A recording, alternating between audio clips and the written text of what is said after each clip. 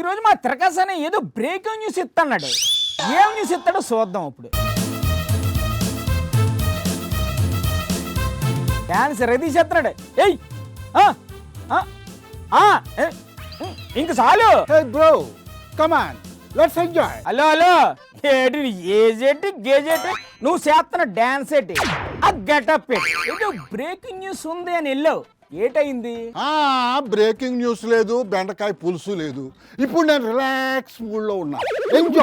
Enjoy చేస్తున్నా. అసలు నువ్వు ఇప్పుడు ఎక్కడున్నావు? కాకరకాయలు కొనడానికి కూరగాయల మార్కెట్కి వచ్చా జోగన్న.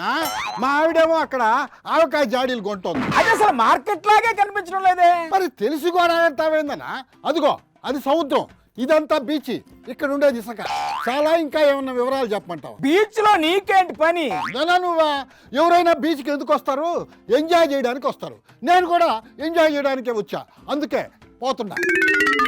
ఓ త్రికసానియా, ఏ తిమ్మంగలుగా వచ్చి లాక్కెళ్ళిపోగలదు. బయటకు వచ్చే ముందు వచ్చాయి. Cool Joganna, cool. నువ్వు కూడా రావచ్చుగా, ఇద్దరం కలిసి ఎంజాయ్ చేద్దాం. అమ్మో నాన్ రాను, అసలు నాకు నీళ్ళంటే చాలా భయం. దేనికైనా అదృష్టం ఉండాలి జోగన్న. ఎంచక్క బీచ్ లో కూర్చుని ఎదురుగా సముద్రంలోనే అల్లం చూస్తా, మధ్య మధ్యలో 2 స్విప్పులు లాగుతా, ఎంజాయ్ చేస్తుంటే అంతకంటే స్వర్గం ఏముంటదన్నా. ఎంజాయ్ చేయాలన్నా. నీ చేతిలో ఏంటి, టీయా కాఫీయా? అరే ఏందన్నా నువ్వా? పెళ్లిలో తదిన మాత్రాలు చదివినట్టుగా బీచ్ లో కూర్చొని ఎవరన్నా టీలు కాఫీలు తాగుతారా?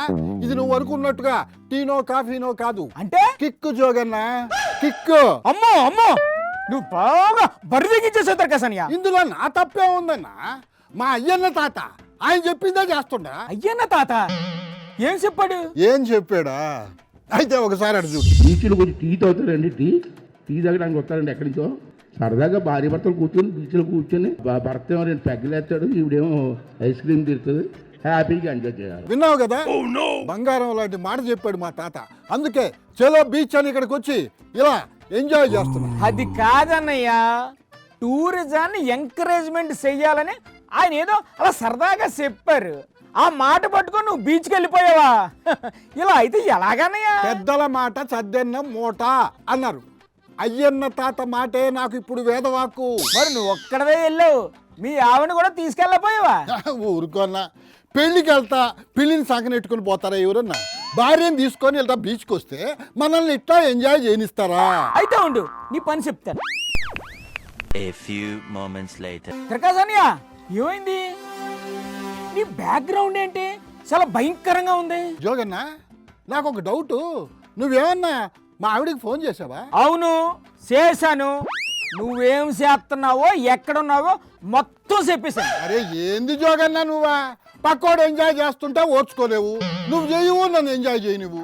ఇదే కదా నీతో వచ్చిన గొడవ. ఏ ఇంతకేమైంది? మా ఆవిడ చేపల కట్ట పట్టుకొని నేరుగా ఇక్కడికి వచ్చేసింది. ఆమె నుంచి తప్పించుకోవడానికి సముద్రంలోకి దూకి ఈత కొట్టుకుంటా ఇదిగో ఇక్కడ తేలా. ఇదేదో దీవిలాగా ఉంది జోగన్న. మనుషులు ఎవ్వరు ఒక్కరు కూడా కనిపించడం లేదా? మరి ఇంకే ఆ దీవులో కూకొని ఎంజాయ్ చెయ్యి. కిక్కే కిక్కు. ఏం ఎంజాయ్ ఏందో జోగన్న, ఇక్కడ పరిస్థితి చూస్తుంటే వణుకు పుట్టేస్తోందా. పంపతీసి ఈత కొట్టుకుంటూ బంగ్లాదేశ్ తీరానికి వెళ్ళిపోయావేంటి? ఏమో అన్నా, ఏం అర్థం కావట్లేదా అనా? ఇట్లాంటి దీవుల్లో మనుషుల్ని బీక్కు తినే నరమాంస భక్షకులు ఉంటారు అని నేను చిన్నప్పుడు కథల్లో చదివాను. నిజంగానే ఉంటారంటావా? నన్ను రోజు పీకుతూనే నీకంటే పెద్ద భక్షకుడు ఎవరుంటారన్నయ్య? అక్కడ ఎవరో ఉండారు జోగన్న, పరిగెట్టుకుంటా ఇట్టే వస్తున్నారా? ఎవరు వస్తున్నారు? ఓయమ్మో, ఎవరో కాదు జోగను, మా ఆవిడే చేపరకట్ట పట్టుకొని ఇక్కడ కూడా వచ్చేసింది. నేను వస్తా జోగన్ను. బీచ్లో కూర్చొని ఎంజాయ్ చేస్తాడు. ఎవరన్నా ఫ్లోలో ఏదన్నా అంటే చాలు రిపోర్టింగ్ పక్కన పెట్టేసి అది మీద వేసేసుకుంటాడు.